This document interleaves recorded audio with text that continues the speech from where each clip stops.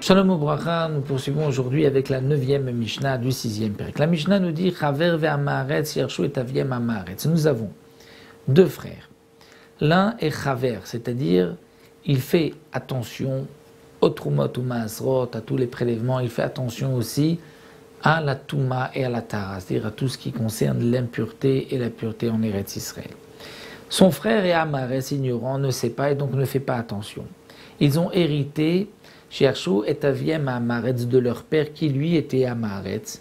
Et donc si le père et amaretz ne savait pas, on peut donc bien sûr avoir un doute sur la récolte qu'il a laissée en héritage. A-t-il prélevé Trumot ou Masrot ou pas? Est-ce que cette récolte est pure ou est-ce qu'elle est impure? Donc on considère que cette récolte sera certainement donc Dmaï, c'est-à-dire puisqu'il y a un doute, on ne sait pas. Donc le Chaver devra prélever encore une fois s'il veut manger de ses fruits, et ce sera considéré misafek, la chumra, comme impur. Eh bien, Yachol ou Lomarlo, le frère Chaver peut dire à son autre frère, toi tu prends cette partie, moi je prends le blé de tel endroit. Toi le vin ici, moi le vin là-bas. Mais il ne pourra pas lui dire, il ne